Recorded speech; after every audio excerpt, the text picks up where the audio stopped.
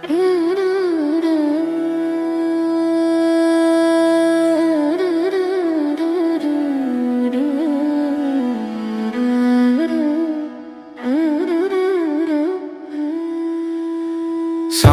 सदा शिव शम्भो शङ्कर शरणं मे तव चरणयुगम्। साम्ब सदा शिव शम्भो शङ्कर शरणं मे तव चरणयुगम्।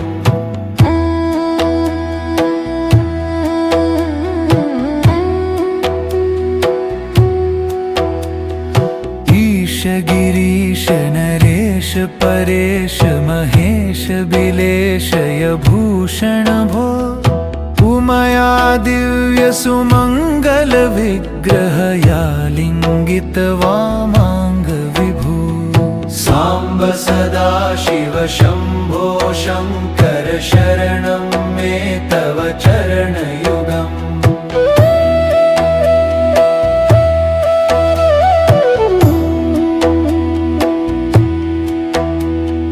दूरीकुरु मामज्ञमनाथं, दूरीकुरु मे दुरितं भो। हे शिवर मानस हंस चराचर जनन स्थिति लय कारण भो।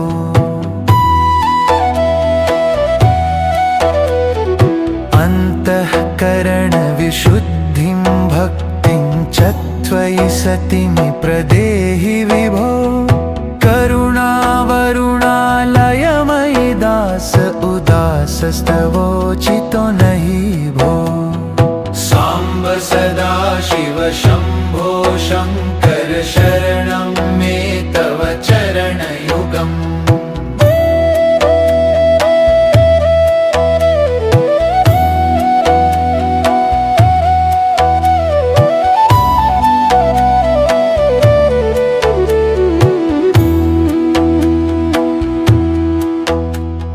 जय कैलास निवास प्रमाथ गणाधीश भूसुरार्चित भो।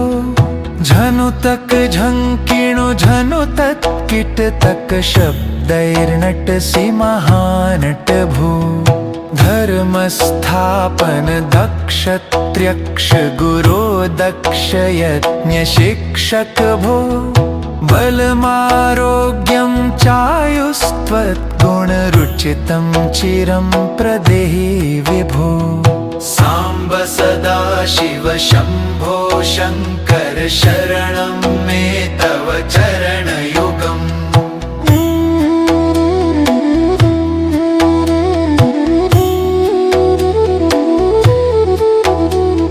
सर्वदेव सर्वोत्तम सर्वद दुर्वृत्त गर्वहरण विभो। भगवन् भर्ग भयापह भूतपते भूतिभूषितांग विभो।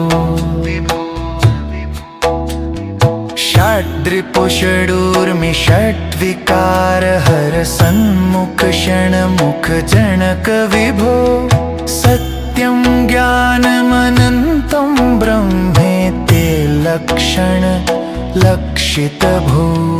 हा हा हू हू मुख सुर गायक गीतापदान पद्य विभो। साम्ब सदा शिव शम्भो शङ्कर शरणं मे तव चरणयुगम्। साम्ब सदा शिव शम्भो शङ्कर शरणं मे तव चरणयुगम्।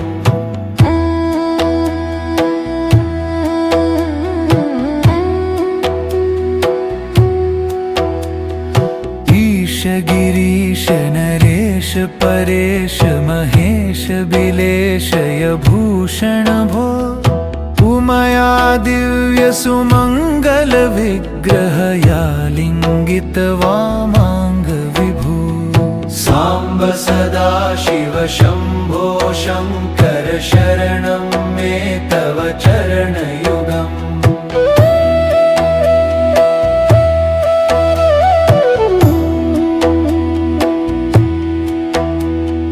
दूरीकुरु मामज्ञमनाथं, दूरीकुरु मे दुरितं भो। हे हे शिवर मानस हंस चराचर जनन स्थिति लय कारण भो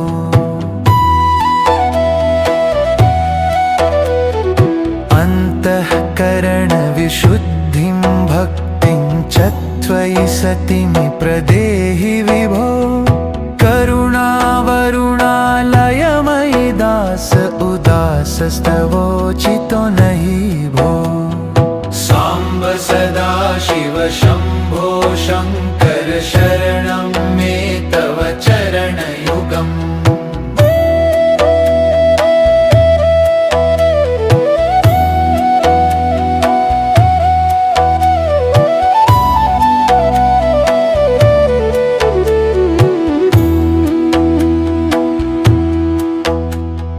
जय कैलास निवास प्रमाथ गणाधीश भूसुरार्चित भो झनु तक झंकिणु झनु तत्किट तक शब्दैर्नटसि महानट भू धर्मस्थापन दक्षत्र्यक्ष गुरो दक्ष यज्ञ शिक्षक भो बलमारोग्यं चायुस्त्वद्गुणरुचितं चिरं प्रदेहि विभो साम्ब सदा शिव शम्भो शङ्कर शरणं मे तव चरणयुगम्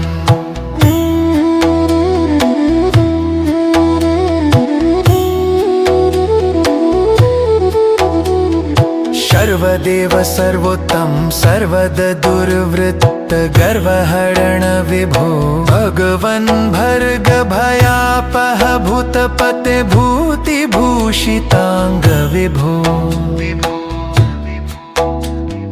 षड्रिपुषडूर्मि षट्विकार हर सन्मुख क्षणमुख जनक विभो सत्यं ज्ञानमनन्तं ब्रह्मेते लक्षण लक्षित भो हा हा हू हू मुख सुरगायक गीतापदान पद्य विभो साम्ब सदा शिव शम्भो शङ्कर शरणं मे तव चरणयुगम् साम्ब सदा शिव शम्भो शङ्कर शरणं मे तव चरणयुगम्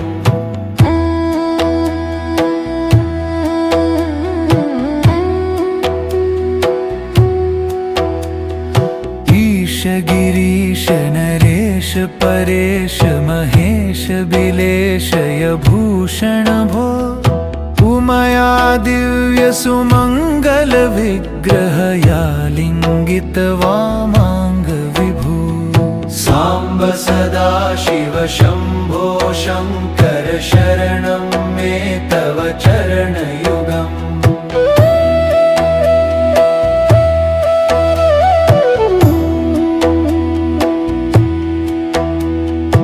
दूरीकुरु मामज्ञमनाथं दूरीकुरु मे दुरितं भो हे शिवर मानस हंस चराचर जनन स्थिति लय कारण भो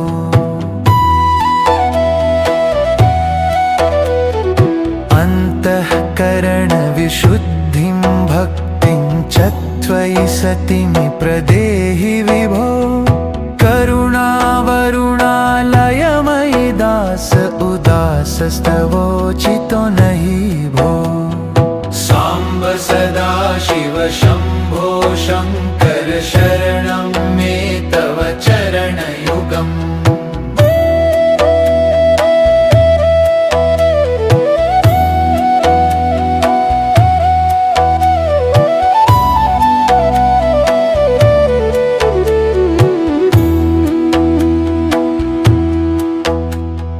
जय कैलास निवास प्रमाथ गणाधीश भूसुरार्चित भो झनु तक झंकिणु झनु तत्किट तक शब्दैर्नटसि महानट भू धर्मस्थापन दक्षत्र्यक्ष गुरो दक्ष यज्ञ शिक्षक भो बलमारोग्यं चायु त्वद्गुणरुचितं चिरं प्रदेहि विभो। साम्ब सदा शिव शम्भो शङ्कर शरणं मे तव चरणयुगम्।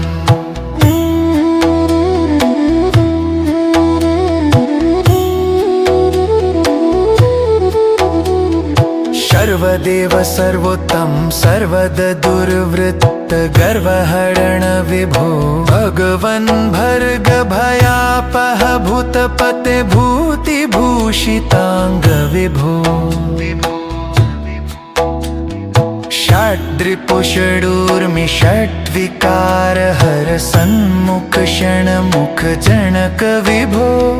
सत्यं ज्ञानमनन्तं ब्रह्मेते लक्षण लक्षित भो।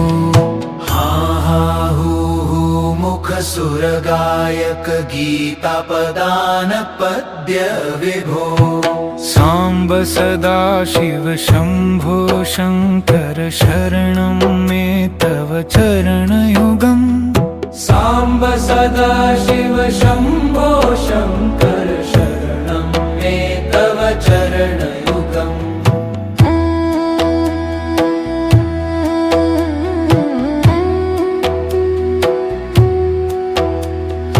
ईश गिरीश नरेश परेश महेश बिलेशय भूषण भो।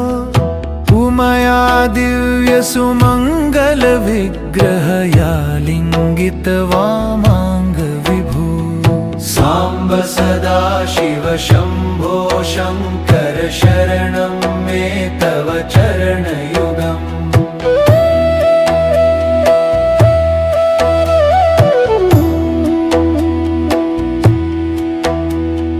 दूरीकुरु मामज्ञमनाथं दूरीकुरु मे दुरितं भो। हे शिवर मानस हंस चराचर जनन स्थिति लय कारण भो।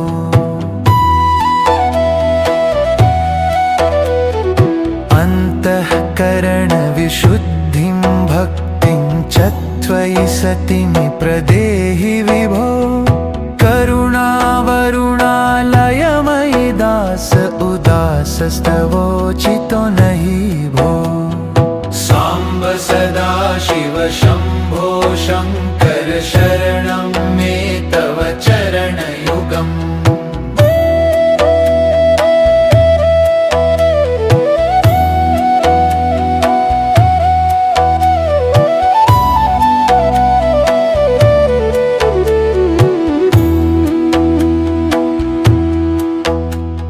जय कैलास निवास प्रमाथ गणाधीश भूसुरार्चित भो। झनु तक झंकिणु झनु तत्किट तक शब्दैर्नटसि महानट भो। धर्मस्थापन दक्षत्र्यक्ष गुरो दक्ष यज्ञ शिक्षक भो। बलमारोग्यं चायुस्त्वद्गुणरुचितं चिरं प्रदेहि विभो। साम्ब सदा शिव शम्भो शङ्कर शरणं मे तव चरणयुगम्।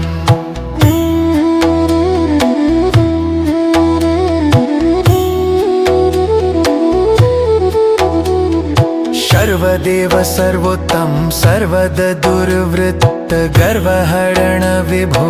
भगवन् भर्ग भयापह भूतपते भूतिभूषितांग विभो।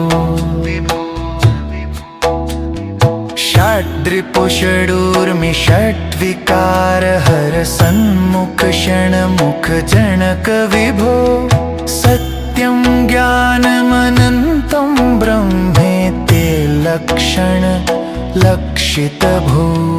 हा हा हू हू मुख सुरगायक गीतापदान पद्य विभो। साम्ब सदा शिव शम्भो शङ्कर शरणं मे तव चरणयुगम्। साम्ब सदा शिव शम्भो शङ्कर शरणं मे तव चरणयुगम्।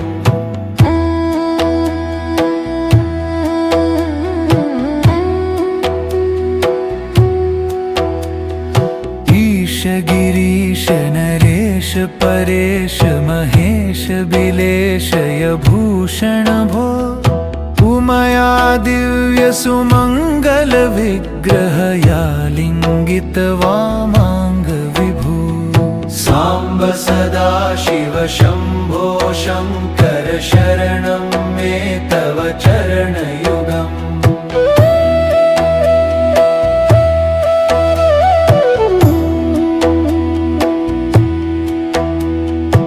दूरीकुरु मामज्ञमनाथं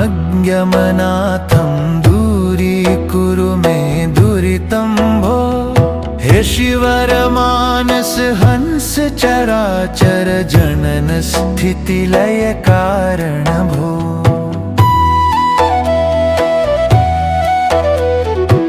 अंतःकरण विशुद्धिं भक्तिं च त्वयि सतिमि प्रदेहि विभो करुणावरुणालयमयि दास उदासस्तवोचितो नहि भो साम्ब सदा शिव शम्भो शङ्कर शरणं मे तव चरणयुगम्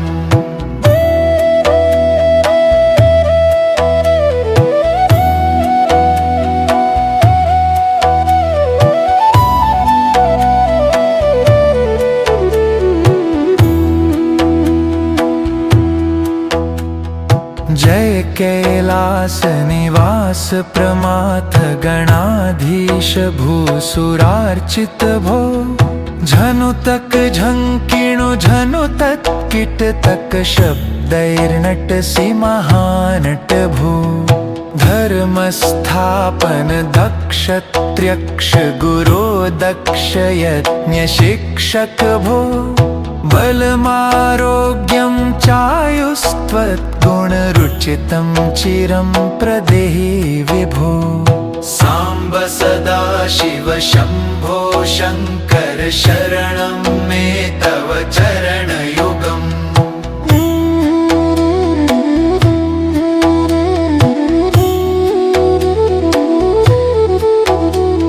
सर्वदेव सर्वोत्तम सर्वद दुर्वृत्त गर्वहरण विभो भगवन् भर्ग भयापह भूतपते भूतिभूषितांग विभो षड्रिपुषडूर्मि षट्विकार हर सन्मुख क्षणमुख जनक विभो सत्यं ज्ञानमनन्तं ब्रह्मेते लक्षण लक्षित भो हा हा हू हू मुख सुरगायक गीतापदान पद्य विभो साम्ब सदा शिव शम्भो शङ्कर शरणं मे तव चरणयुगम् साम्ब सदा शिव शम्भो शङ्कर शरणं मे तव चरणयुगम्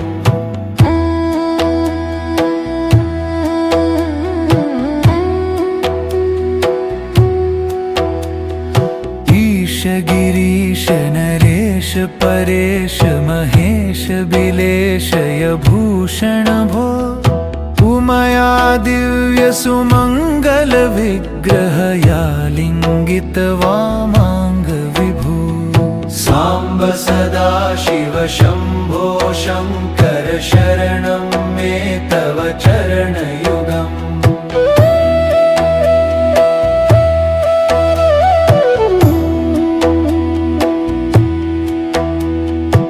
दूरीकुरु मामज्ञमनाथं दूरीकुरु मे दुरितं भो हे शिवरमानस हंस चराचर जनन स्थितिलय कारण भो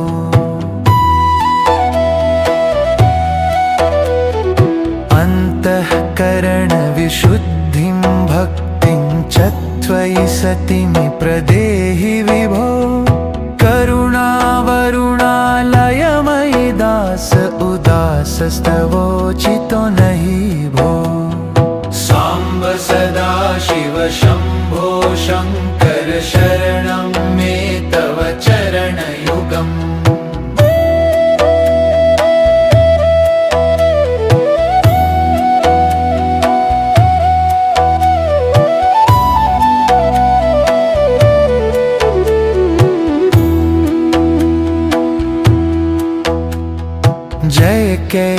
कैलास निवास प्रमाथ गणाधीश भूसुरार्चित भो झनुतक झंकिणु झनुतत् कीटतक शब्दैर्नटसि महानट भू धर्मस्थापन दक्षत्र्यक्ष गुरो दक्ष यज्ञ शिक्षक भो बलमारोग्यं चायुस्त्वद्गुणरुचितं चिरं प्रदेहि विभो साम्ब सदा शिव शम्भो शङ्कर शरणं मे तव चरणयुगम्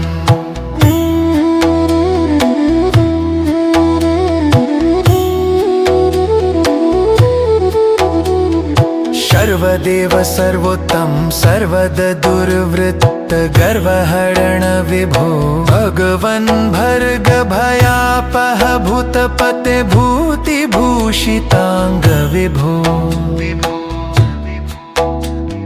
षड्रिपुषडूर्मि षड्विकार हर सन्मुख क्षणमुख जनक विभो सत्यं ज्ञानमनन्तं ब्रह्मेते लक्षण लक्षित भो हा हा हू हू मुख सुर गायक गीता पदान पद्य विभो साम्ब सदा शिव शम्भो शङ्कर शरणं मे तव चरणयुगम्